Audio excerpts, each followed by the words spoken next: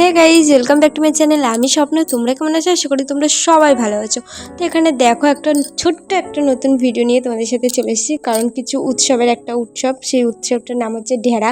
তো কী করি চলো তোমাদের সাথে শেয়ার করি। তো দেখো, যেদিন উৎসবটা তার আগের দিন রাতে এরকম লাল ডাঁটা শাক আর সজনে শাক আর আমড়া আর মানে এইসব আর কি জোগাড় করতে হবে। আর এই যে একটা মাটির মানে কি বলে এটাকে, কি একটা বলে মনে নেই গাছ, যাই হোক। তো ওই জিনিসটার মধ্যে আর কি সব রান্নাবান্না হবে।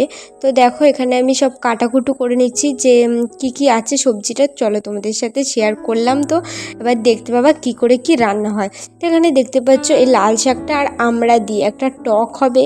আর ওইদিকে দেখো গাইস, সজনে পাতাটা ভাজা হচ্ছে, মানে পুরো নিরামিষ, এটা একটা ঠাকুরের রান্না। এটার নাম, উৎসবটার নাম হচ্ছে ঢেরা। এটা মনসা মাকে নিবেদন করা হয় আর কি। তো আগের দিন রাতে তাকে দেওয়া হবে, এটা পরের দিন সকালবেলায়।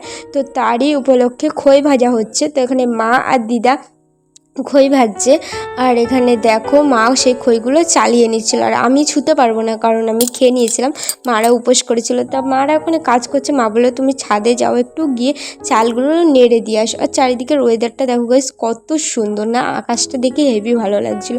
তো এই দিনের ভিডিও তোমাদের সাথে আগেও একবার মানে আর বছরও শেয়ার করেছি, আর এই বছর শেয়ার করছি। আগেরটা একটু বড় ছিল, বাট এইবারেরটা একটু ছোট্ট হতে চলেছে, কারণ বেশিক্ষণ ধরে ভিডিওটা করা হয়নি। তো চলো চালগুলো প্রথমে নেড়ে দিই, তারপরে তোমাদের সাথে আরও কিছু জিনিস শেয়ার করছি। খুব একটা ভিডিও করতে পারিনি, বাট যেটুকু করতে পেরেছি সেটুকুই তোমাদের সাথে শেয়ার করছি। কমেন্টে জানিও যে মানে কোথায় কোথায় এই মানে উৎসবটা আর কি হয়, মানে মনসা পুজো, যেটার নাম হচ্ছে ঢেরা, বারবার এক কথা বলছি, কোথায় হয় অবশ্যই কমেন্ট করে জানিও তোমরা যে কাদের কাদের ওখানে হয়। আমাদের এইখানটাই হয় প্রচলিত, বাট আমার বাপের বাড়ি কলকাতায়, দমদমের ওখানে। ওখানে এই পুজোটা হতো না, বাট এখানে এসে দেখছি হয়। তো দেখো আমি এখানে চালগুলোতে হাত বুলিয়ে দিচ্ছিলাম, কারণ একটু রোদ বেরিয়েছিল বলে মা বলে চালগুলো হাত বুলিয়ে দিয়ে এসো, একটু মানে চালগুলো ছাদে দিয়ে আসো, পরে আমি আবার গিয়ে তুলে নেবো। আমি বললাম ঠিক আছে, কারণ মা উপোস করেছে, বেশি খাটাখাটনি মানে বারবার সিঁড়ি মিড়ি দিয়ে উঠবে, ওই জন্য ভাবলাম ঠিক আছে চলো আমিই যাই, গিয়ে চালগুলো নেড়ে দিই। আর এখানে না ভালো করে হাত বুলেছিলাম চালগুলো, কারণ চালগুলোর ওপর নিয়েই হাত বুলেছিলাম। এখানে কিছু একটা ভাবছিলাম আর হাসছিলাম, মানে আমি নিজের মধ্যে একটু এরকম হই, মানে কিছু ভাবলে না আমার হাসি পেয়ে যায়, মানে মজার কিছু আর কি। যদি কিছু মনে পড়ে তো নিজের অজান্তেই যে কখন হেসে ফেলি, এটা বুঝতেই পারি না। তো দেখো এই সাইডটা চালটা নাড়া হয়ে গেছে, মানে নেড়ে দিয়েছে। আমি পারি না অত ভালো করে নাড়তে, বা যেটুকু মানে একটু পাতলা করে যেভাবে ভালো করে দেওয়া যায়, তো সেভাবেই আর কি দিয়ে দিচ্ছিলাম।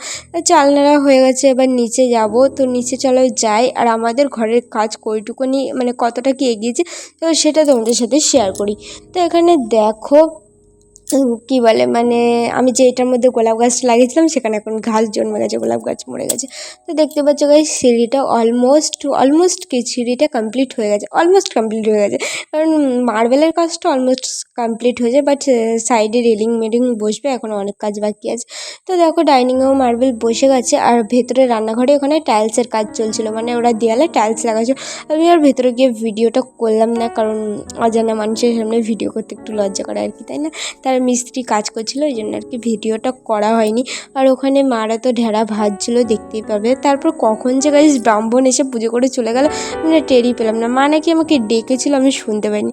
তো এখন আমি প্রসাদ নিয়ে চলে এসেছি, ভিডিওটা এখানে শেয়ার করছি। ভালো লাগলে লাইক কমেন্ট শেয়ার করে দেখাবো একটা নতুন ভিডিওতে। বাই।